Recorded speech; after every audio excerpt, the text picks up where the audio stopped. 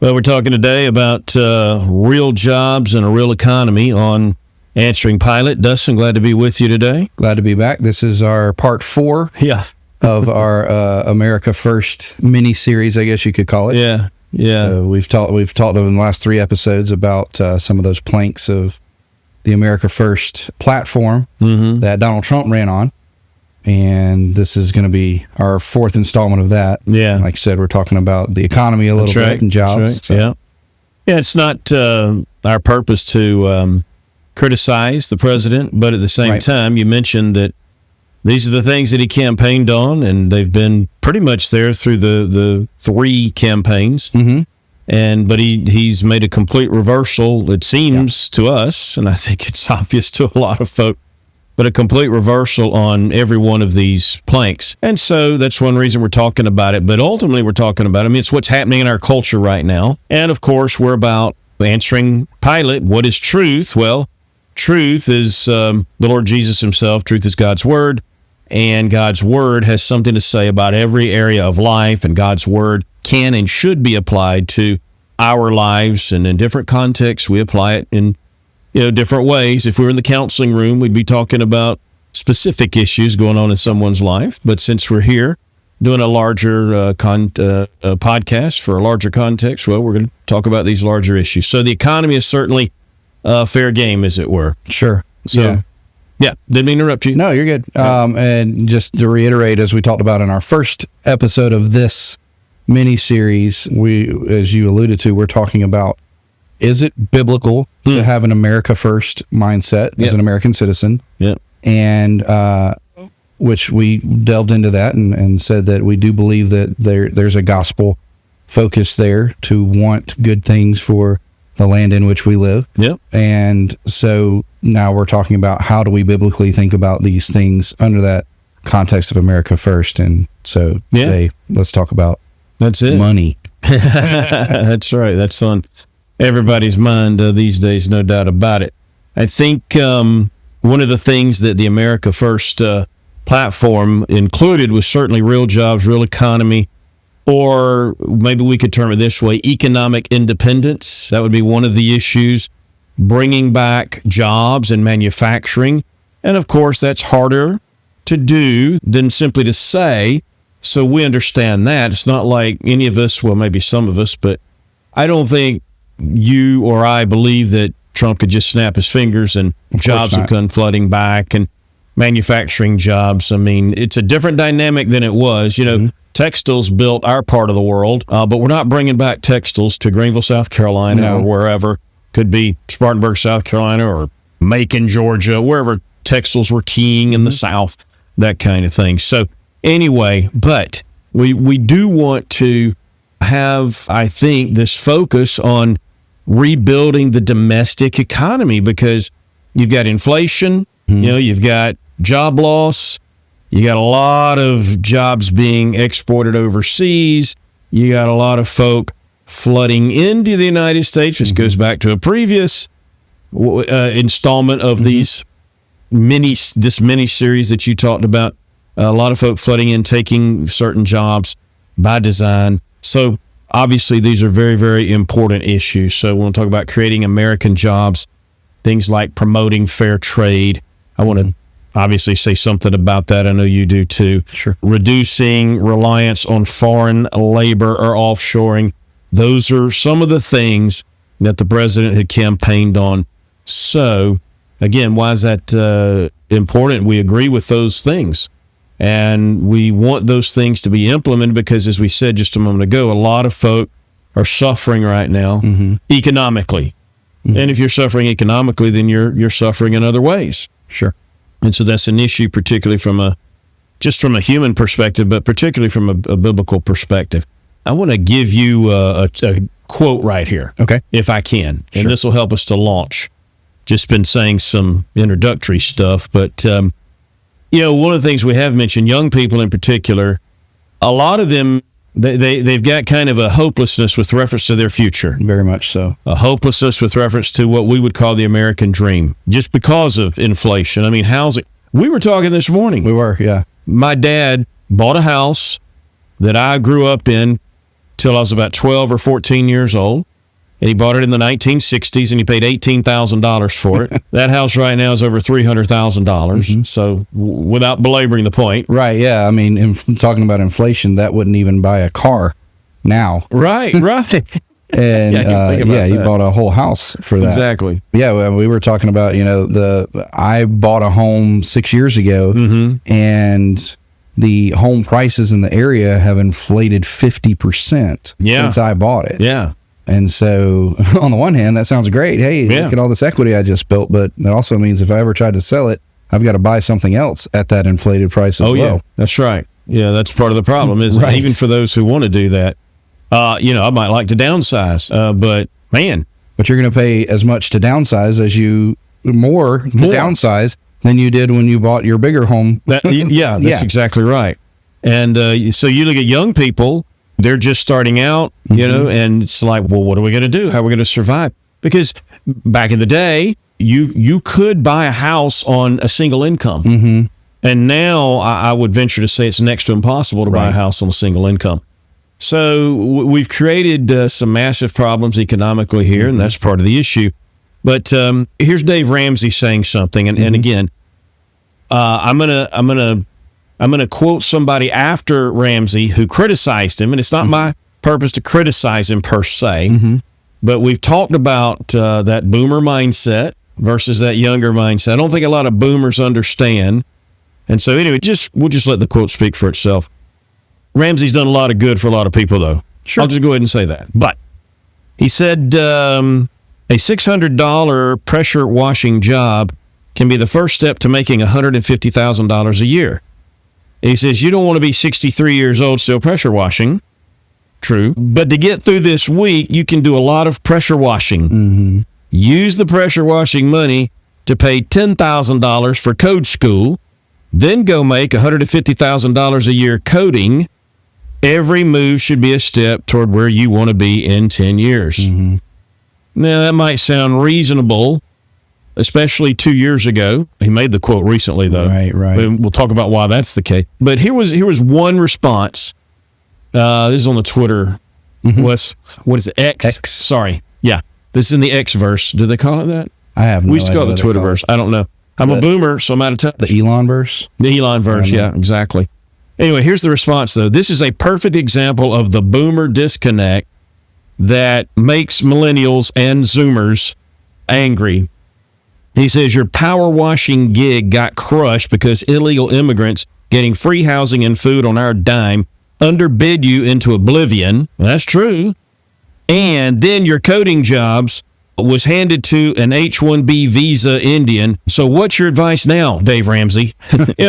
And that's the pain that young people are experiencing, especially young people. The other thing I could say about that, and again, I don't mean to keep going on and not give you a chance to say, but now with AI, coding jobs are disappearing. And that's happening very rapidly. Yeah. The proliferation of AI being used in industry, it's more than just a neat little tool now. It's actually driving business now. Yeah. And like I said, so many of these tech jobs are now being taken over by AI. And so even if you went to school to learn how to do some of these tech jobs, coding and things like that, even that's now being replaced, not even by an immigrant, like this person said, but it's being replaced by a computer. Yeah. And so that's the acceleration of how the economy is changing is a factor at play here. Yeah. But I wanted to go back to, the whole comment about a boomer. Yeah. And, I don't want to bash on one generation or the next. Yeah. But that boomer generation, they believed in working hard. And on the vast majority, they did. They worked hard. Yes. And so when they look back at their lived experience, they worked hard to get what they got. Yep. They worked hard to buy that house and to do all these things and to build up some retirement savings and wealth and those kind of things. And I think there has been a disconnect between the generations where the perception can be that this younger generation, they're just lazy. Yeah. And they don't want to work hard. Right. And while I think that's true of some people, Mm-hmm.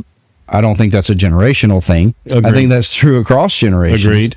But like this person in his response communicated, there's a frustration and a feeling like you're already starting out behind the eight ball. Yes. Because I can work hard. I can do what you said, Dave Ramsey, and I'm going to be unemployed in a year. And so it's very depressing to a lot of young people to feel like they're coming into the workforce for the first time and they already are, they're playing from behind. They are. And so even if I do work hard, doesn't guarantee that I can.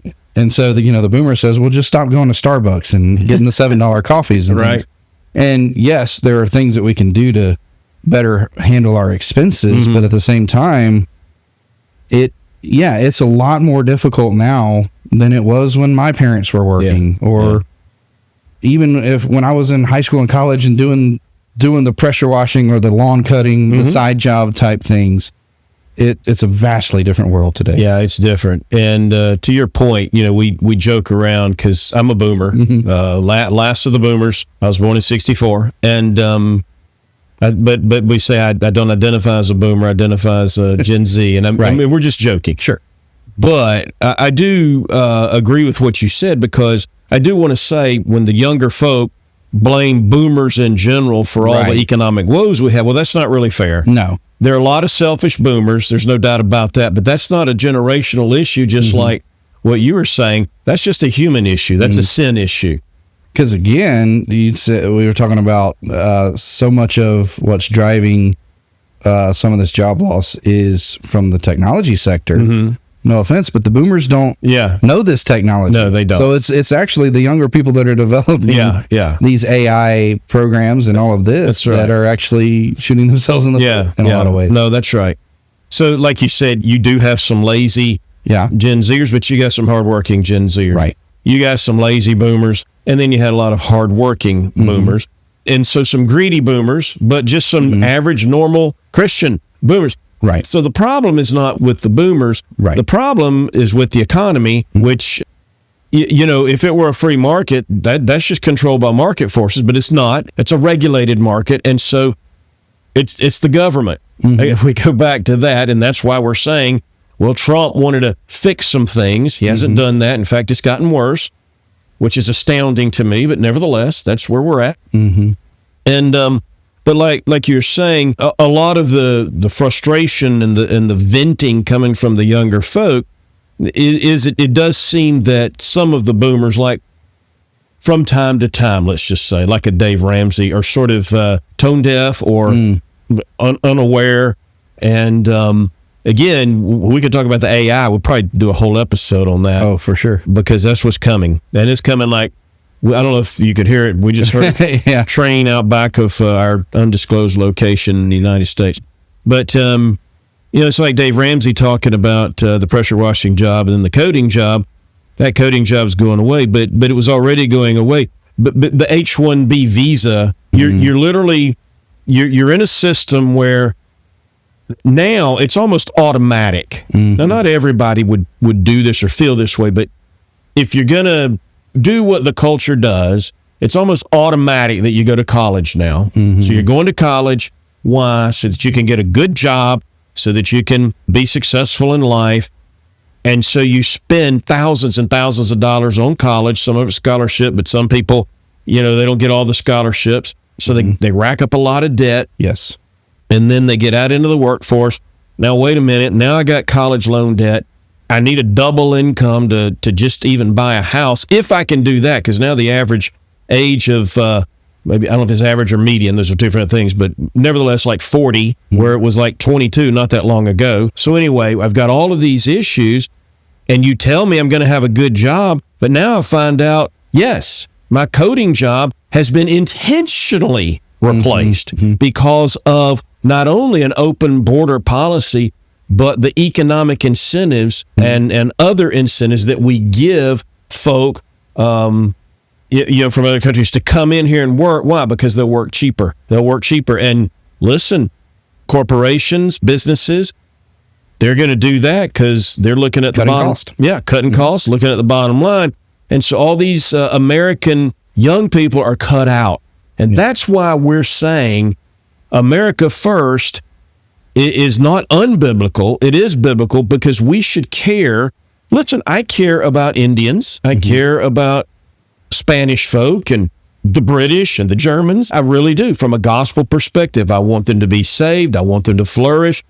I could talk about how Germany could improve their situation, but I live here and, I've got my family and I've got my community and I've got my country, and this is where I live and this is where my influence and impact can most be felt. And so, again, I'm saying that to say it's a biblical reality to love everyone, but also love our neighbor and our immediate neighbors. What does Paul say? Do good to everyone, but especially to those of the household of faith. Yeah. That goes back to that ordo amoris, that there's an order of loves. Right.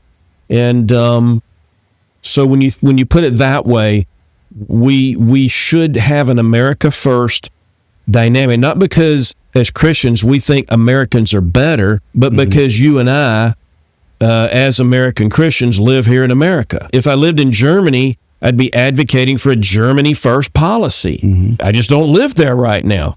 I live here, if that makes sense. Yeah, and I mean, we talked a little bit in our last episode when we were dealing with warfare about how it's not necessarily that we think that we need to go out and make all the rest of the world just like America, but at the same time, if America is flourishing, that's a benefit globally as well, sure, because of our position in the world. Yeah. And so, so we want America to do well. Ultimately, that's going to benefit the Indians and the Chinese and all of that. Yeah, that's right. So, it's,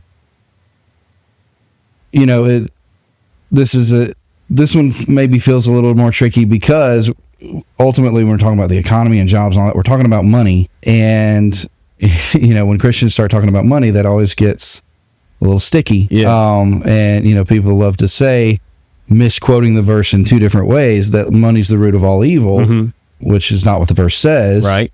But the love of money, the idolatry of money, is the root of all kinds of evil. Yeah. And so the Bible doesn't teach us that amassing wealth and those kind of things is wrong or sinful. Idolizing that and making that your driving goal is sinful. Yeah. But we have a whole book of Proverbs that has all kinds of financial advice in it. Yeah. About how to amass wealth and how to not be a slave to debt. Yeah. Like we talked about debt a second ago. That's right. And so the Bible, God himself, communicated through his scripture, he wants people to be prosperous. All with the keeping him as our forefront. Yeah. And as our focus, knowing that our prosperity comes from him. Yes. But so, yes, it's good to have good paying jobs for the people in our country. It's good to have all of these things in the right focus that gives glory and honor to God. That's right. Yeah. And just to your point, on the one hand, God, and you would affirm this in his providence, he blesses some with more wealth than others. Right. And he does say, ultimately, we should be content with food, clothing, and shelter. We trust in him because he ordains everything in our lives for our spiritual good, Romans 8:28, etc. But on the other hand, part of the gospel, on the one hand, it's about individual salvation, the good news that Jesus Christ came to save sinners. But the gospel is also much bigger than that. It's about the establishment of God's kingdom, which is very different than all the earthly kingdoms. Right. And in God's kingdom, as you say, if you put the whole Bible together, it really is, there is this focus on cultivating the earth, right? The dominion mandate there in Genesis 1. For what? For the glory of God and the good of humanity. Yes. And the Bible talks about hard work. Well, what's beneficial about hard work? Economic prosperity. As if a man who won't work won't eat. That's what Paul says. And again, I'm just expanding or elaborating on what you were saying there. So yeah, you got to watch out for greed and idolatry. But part of being, rooted in a biblical worldview is this understanding that if you put biblical principles on the table, and let's just say for the sake of our discussion, at a national level, if we can have a biblical worldview driving the American economy, then it's going to be way better for more people in America, and ultimately way better for more people in the world as we do business with other people in the world, and as we export our ideas, not at the end of a barrel, a gun barrel, but through the propagation of who we are and what we're about, and particularly as it relates to who among us, may be Christians. Because again, we should talk about at length, not today, but another time, about how a biblical worldview undergirds economic prosperity. No other worldview does that. Freedom, liberty, hard work, those kinds of things. And we'll touch on some of those things even a little bit later in our discussion, although we're already running out of time. But just getting back to this whole issue of, unfortunately, the things that the president is doing right now, it's militating against an America First policy. He's not really doing anything about the immigration situation. You've had some, what I want to call, theatrical exercises, and they were terrible, but we'll talk about that another time. In other words, he did things just for show, but not any real substance. And what was the one we talked? Oh, the forever wars, foreign interventionism. Again, but we've got this war going on, but the economy. What's the old political slogan? It's the economy, stupid. Right. Yeah. It always kind of comes James down Carville, to that. I think is. Yeah. So you got to get that right. Anyway, let me just move along very quickly, unless you wanted to say something else before I moved on. No, well, yeah. I didn't want to. Move on. I quoted David Stockman last time with reference to the war, and I mentioned that he was a former, member of the Reagan White House, and I said I think he's director of the Office of Management and Budget, and he was. So I don't know how I did, but I got that right. But anyway, just real quick, he was a Republican U.S. representative from the state of Michigan, and then the director of the Office of Management and Budget under Reagan. And Stockman is the father of Reaganomics. Now, that's probably a term that my fellow Gen Zers are not familiar with, but yeah, Reaganomics, the economy was, can I just put it this way, and I'm going to use the Gen Z vernacular, it was super bad under, it's probably not, they're probably looking at me like. Definitely not Gen Z. Yeah. Okay. So I'm just going to say it. It was super bad under President Carter. And listen, he inherited some things from Nixon and listen, I'm not one who's going to criticize Nixon on every point, okay? But he bears some criticism on certain points. I get bogged down. I'm sorry. Well, and yeah, again, not to chase that rabbit, but I've noticed in my lifetime, there's always been this misconception that one man in 4 years can totally shape an economy, and totally forsaking the fact that so many things that are involved in the way that our economy works are decades and decades. Yeah, that's long. right. That's right. And you can't untangle that spaghetti in 4 years. No. For better or for worse. That's exactly right. One president, the economy's bad, we blame it all on him. And then another president comes in, the economy gets good, and we think it's because he had great policies. Neither one of those are necessarily 100% true. Agreed, 100%. Yeah, and you said it better than I could have, so thank you for that, because that's the whole clarification. But historically, it is a fact that things went bad under President Carter. Sure. And he had a lot to do with it. And then they got better under President Reagan, and he had a lot to do with that. Again, Reagan wasn't perfect, and Reaganomics wasn't perfect. But the whole issue of Reaganomics, it was supply side economics. We're not here to give an economy lesson, but essentially, I'm just saying that Stockman is the one who sort of was the architect of that, and the whole idea was to curtail the welfare state, which we're all in. Well, we should all be in favor of. And I know a lot of people say, well, again, there's another issue. You don't believe in welfare? You don't believe in helping poor people? Well, yes, we believe in helping poor people, but the welfare state is keeping people poor. And we believe in helping them in a way that genuinely helps. That genuinely helps, yeah. But the welfare system that we have in our country right now is designed to keep people poor. It is, and it's sad. And we'll definitely talk about that more. But the reason I mentioned Stockman, and just tell you, where he's coming from, he says this, The Republican Party was hijacked by modern imperialists during the Reagan era. As a consequence, the Conservative Party cannot perform its natural function as watchdog of the public purse because it is constantly seeking legislative action to provision a vast war machine of invasion and occupation. Mm-hmm. Wow. So there's a quote that ties both of these dynamics together. Right. You got the war machine, which we talked about last time, but the war machine is imperiling our economy. Mm-hmm. And that's not the only thing that's imperiling our economy, but it is. And so that brings me, and again, I don't want to cut you off from any path you want to go down, because we got a couple of notes here, but we're freewheeling. We're just having a conversation. Yeah. But it brings me to ask some questions before we give a couple of recommendations. But what right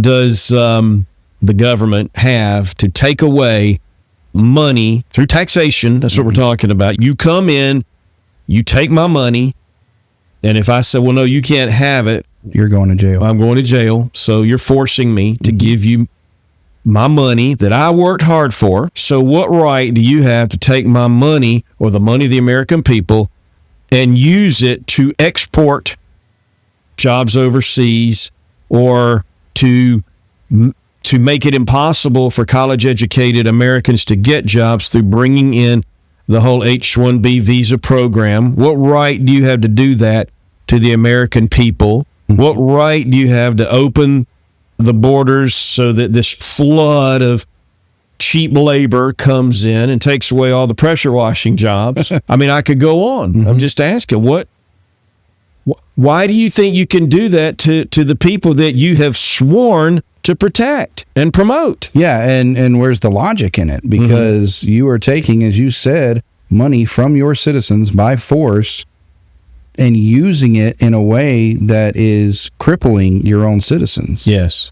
So you are going against what the Bible says government should be about, which is protecting its citizenry. Yes. You're doing the opposite. Yes. With our own money. Yes. You're taxing me when I make money. You're taxing me when I spend money. You're taxing me if I save money and try to give it to my kids. Yeah. You're taxing it on every end. Yeah. And using it for all of these purposes that are not the public good. Yeah. You're taxing me when I die. You tax me when I die. Yeah. Like you said.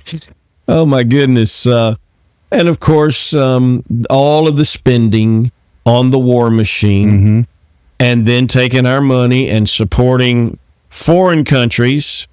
You can't help mention Israel these days, because they're I suppose they're number one. How many billions, or is it trillion? I don't know. I have no idea. It's a bunch. It's a bunch of money. I would shudder to think. Yeah. Same here. So then, of course, we're talking about economics. We're not just here on a rant. In order to fund the war machine, and in order to prop up this company or that company, in order to do all these things, well, now we just, instead of having sound monetary policy, sound fiscal policy, which is not, in other words, in my house, we can do two things. We can figure out how to make more money, or we can figure out how to cut spending. And either way, both would be good. Right.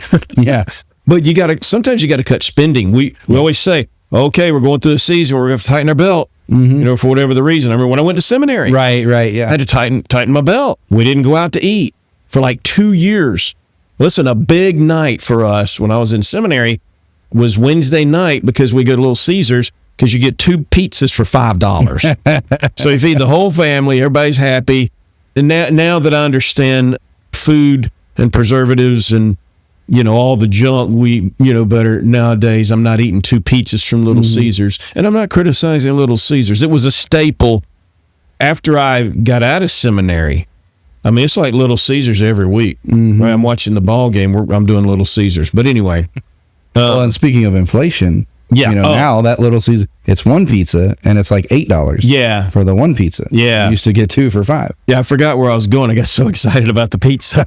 Cutting spending. Thank you. Yeah, living through tight times. Yeah, so this is what our government needs to do. But instead of cutting spending, and instead of not supporting, Israel, which I have no interest over there, and instead of not funding these these interventionist wars all over the world, getting our folk killed and getting other folk killed. And instead of doing that, can't we not spend so much? But what do?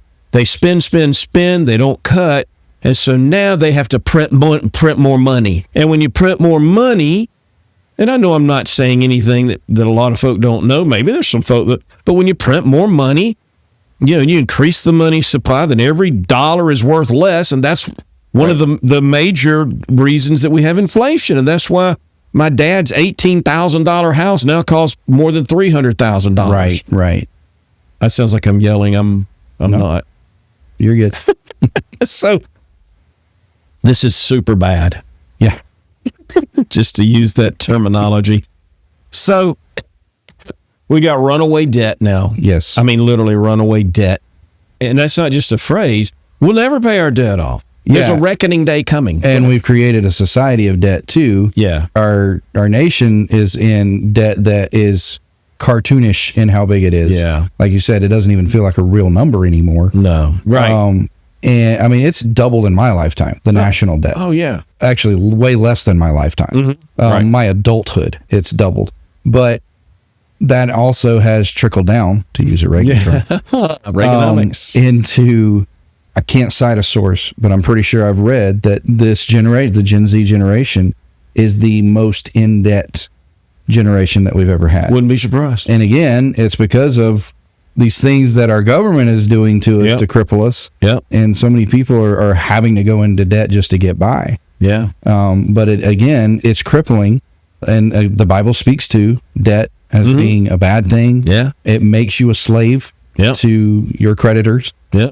And it even becomes, again, on the national level, it's a national security concern. Yes. Because again, you're talking about Israel. Well, we're seeing it right now. We got so much money coming into Israel that now we do whatever Israel tells us to do on the world stage. Yeah. No, that's exactly right. And so are we sure that Israel is acting in our best interest?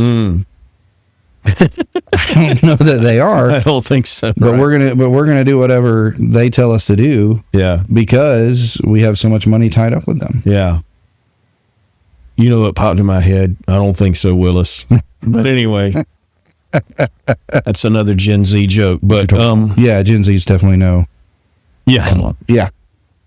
All right. So what should we do? What should our government do? We're going to run out of time because the runaway inflation, not just runaway debt, but runaway inflation, dollars being destabilized. That's a whole other issue. So I think we might have to do a whole separate episode just on economics in general, because this was more like an America First thing, not an economy lesson. But I obviously think that, when people and businesses can keep more of what they earn, it leads to more investment. It leads to economic growth. So I think one of the things that we would be in favor for, and again, we got to change people's minds and hearts. We got to get them educated. Exactly. And then maybe there could be wholesale change, because we need wholesale change. But obviously, practically, what do we need? Well, we need lower income tax rates. That'd be one thing. We need lower or non-existent capital gains taxes.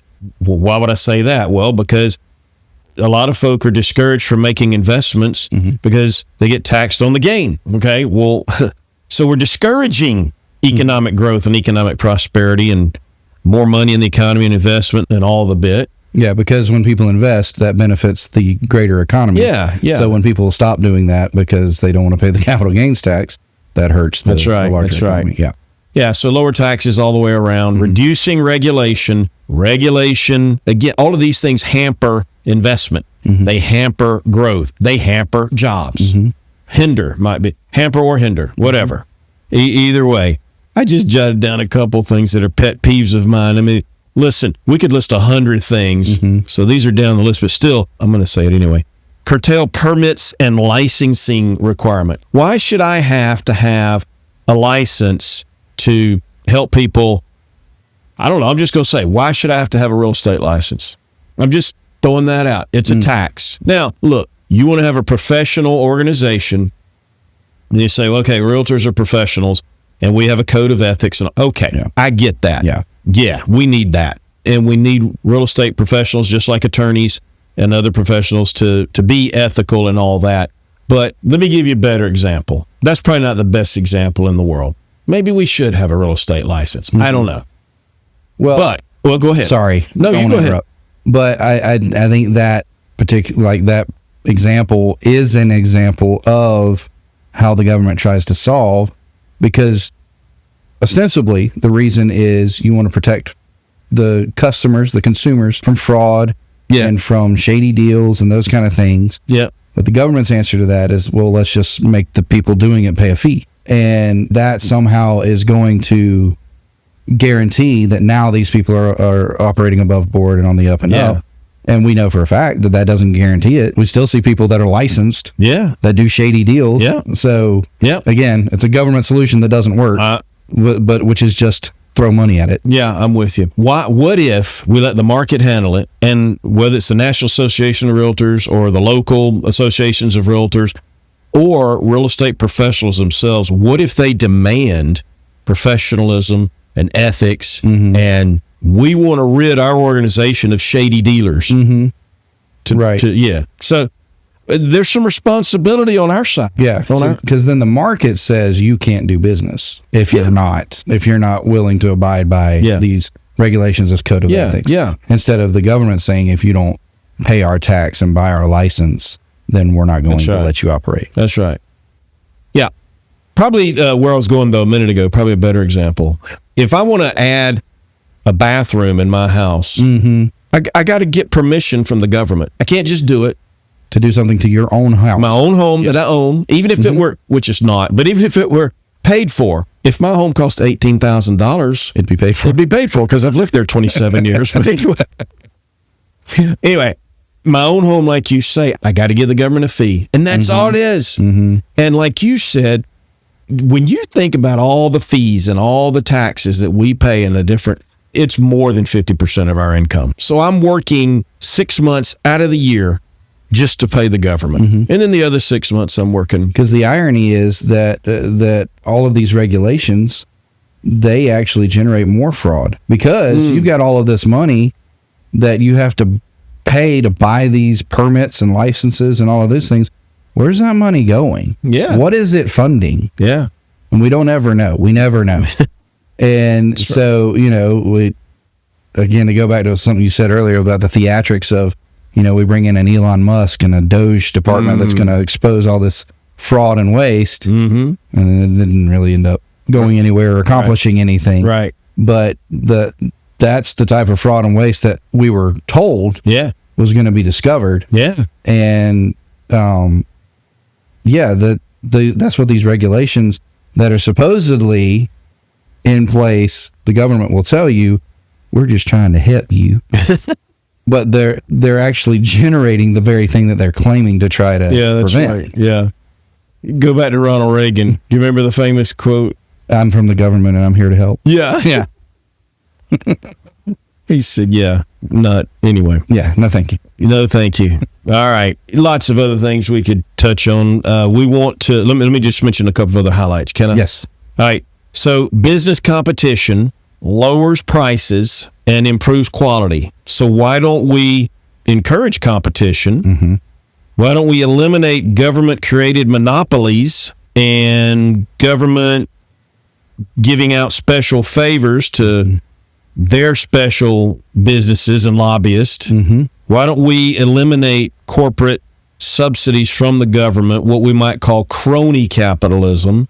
Because it goes back to, we said earlier, we're in favor of getting rid of, and I would phase it out, because you can't just turn the spigot off, because people would suffer tremendously, but phase it out over a period of years. But get rid of the welfare state, because all it's doing is keeping people poor. Okay. You got other Christians, again, they don't necessarily understand economics. And I'm not saying I'm an expert, but I've read enough to be somewhat familiar with how economics works, I think. And I read my Bible, because I try to come from a biblical worldview, as do you. But they say, well, capitalism's evil. I mean, look at what the billionaires do and all the poor people and it's unfair. And why don't we have a living wage and et cetera, et cetera. Again, we need to do a whole broadcast on that. I can address that if we had the time. But the point is, while I'm in favor of a free market and capitalism itself is not the problem. Greed is the problem. Right. And so from a biblical worldview, like you said, we want to preach against greed, examine our own hearts, let that worldview take root in our culture, right? Just like we want ethics to take root in our culture. But crony capitalism is different. Crony capitalism is, again, the paying off of the lobbyists with the most money. Yeah. It's still greed. It's just different people being greedy. Yes. And sometimes it's called corporate welfare, but it's just, Anyway, you get where I'm going. Right. I hope the folk listening do. So let's get rid of that stuff because competition is good. So we're just, highlighting some big, broad brushstrokes here. Let's see. What else? Competition, because it lowers prices, increases productivity. Firms become more productive through competition. Mm-hmm. So why don't we said at the beginning we would come back to this. Why don't we promote free trade? I like the term free trade. Why don't we promote free trade and fair trade? That might bear a whole other discussion because free trade, if it's just complete free trade, then if you export all the jobs, it's one thing to say, okay, free trade, let's allow businesses to buy and sell globally because that lowers prices here. But if we export all the jobs overseas because we can get cheap labor overseas, and what do we do with our college graduates again who are in debt? What do we do now when there's no jobs, when all we've got is, low wage jobs? So let's just don't talk about that now. Let's do a whole podcast on it. Yeah. So yes, free trade, but at the same time, an America First policy would say, okay, but we're not going to export all the jobs overseas. Anyway, sound money. That's the last one I'll touch on because we're out of time, and that's my fault as always. What do I mean by sound money? Well, you can't spend more than you have, and you got to have a standard, and you can't do all these things that create inflation and devalue the dollar. So we need to reduce government deficits. We need to reduce government debt, limit inflationary monetary policy. Those are things I would say. Yeah. And I think all of that's rooted in a Christian worldview, which we'll talk about this another time, unless you want to hit some on the way out. But essentially, we've touched on a couple of issues, and I jotted down a few here.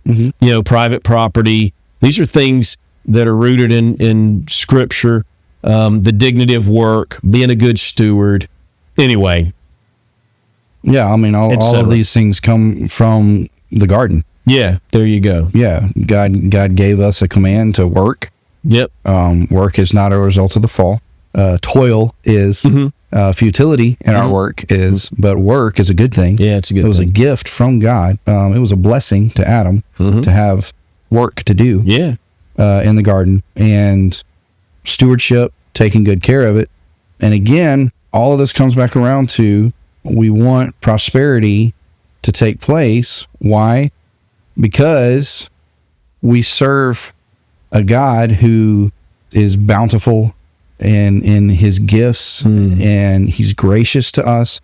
He is not, we don't just look to the Lord for salvation. Obviously we have to. Yeah. But he is gracious. He gives gifts. He wants to give good things to his children. He wants us to prosper. He wants us to keep it in focus to where we get these good things, but we don't worship the gifts over the giver. Right. Right. We give him the glory, but again, it puts the gospel on display, and prosperity here mirrors God's kingdom. Yeah. And that's why it's a good thing, because it gives a picture of what God's economy is. God's economy is not a physical, all this money, all of this is going to burn up one day. It's all going to fade away. But the riches that we have in Christ are eternal. And having good things here and now gives us an opportunity to use that as a picture of the eternal riches that we can have in Christ. Yeah. And that's what the gospel is all about. So that's why economy matters to Christians. That's why economics matters to Christians. Yeah. Because it's a way for us to put God's goodness, his bounty, his graciousness, all of that on display, his gospel going forth and bringing about good to the nation. Yeah. Absolutely. We're going to end it there if that's okay. Sure. Yeah. So we hope that you'll come back next time. We'll deal with yet one more. Is it one more issue on the little mini series? Yeah. And then some of these things that we have said we'll do larger episodes on, we'll do that. Definitely. Sounds good. All right. See you next time on Answering Pilot. The Answering Pilot podcast is a ministry of Randall House Church in Greer, South Carolina. You can learn more at www.randallhousegreer.com/church. You can also find us on Facebook and Instagram at Randall House Church. Don't forget to like and subscribe, and we'll see you next time.